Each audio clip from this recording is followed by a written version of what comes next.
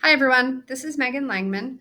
I want to take a couple minutes today as we approach our Unit 1 benchmark time to go over with you some of the features and performance matters that you will need to administer this assessment.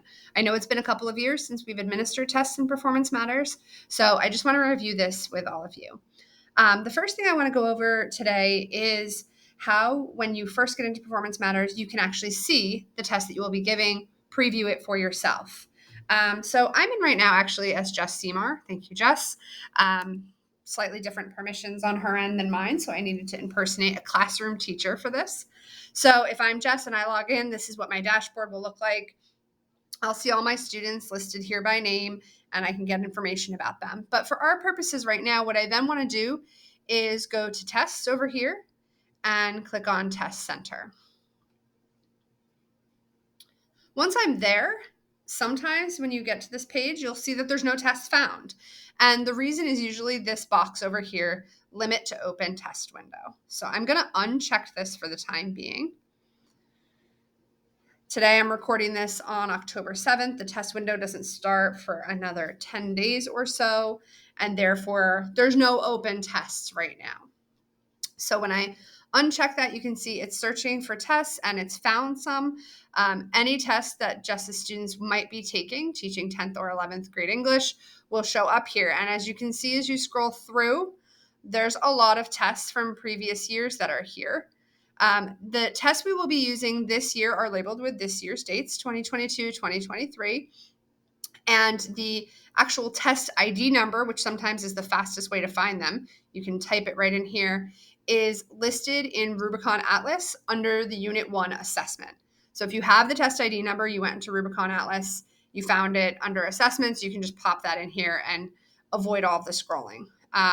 But if you scroll down a little bit, you'll see grade 10, Unit 1, ELA, District Assessment, 2022-2023. This is the one for grade 10. And clicking on this play button will allow you to preview the test. This is a great opportunity for you to see in advance what your students will see the day they go to take the assessment. Okay, so it's going to ask me to sign in again.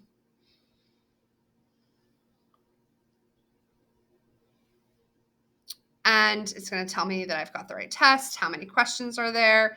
I can click on start. And again, reminder of the tools.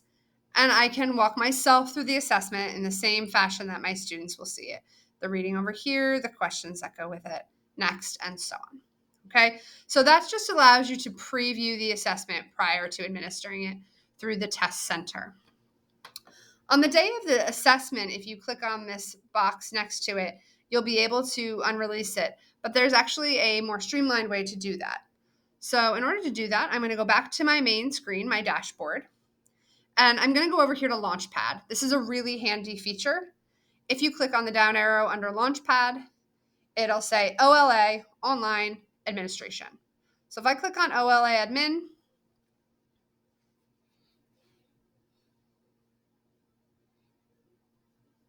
still loading.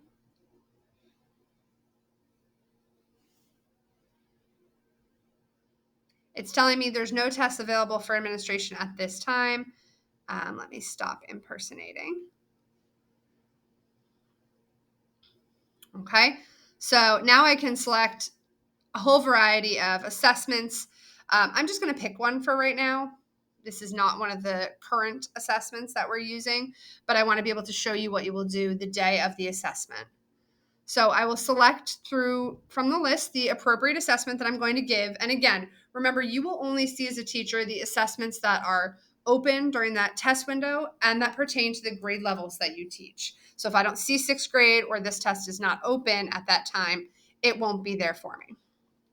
Okay, so I could click on it and then I can go ahead and select all of my students if I so choose. And I can release it to OLA. I can release it to them to take. When I'm done, I can lock it again if I'd like, or I can move it to submitted, or I can take anybody who has submitted and move them back to in progress if they inadvertently submit theirs and they're not ready to turn it in yet. This choose an action button over here allows us a variety of options. I've selected this check mark here, which chooses all of my students. But I can also do it student by student, and you can see that this student has already been assigned this assessment. So if I click on just their name and I go under choose an action, I can't assign it to them. It's already been assigned, but I can unassign it to them, or I can lock it, or some of the other options here. All right, so you can do it student by student. You can do it all of them at once. You can filter them by class. So again, you will only see the classes that you have listed here. But if you just want to release, your section 1 class, that'll be listed here, and you can release just that group. Okay, and again, when you're done, you can click everybody and you can lock it again. All right, so pretty straightforward. When you are ready to score, any of the multiple choice will score itself, but you can do that through the online scoring also under tests, and that'll be any of the open-ended items. All right, if you have any questions, please feel free to reach out, and best of luck.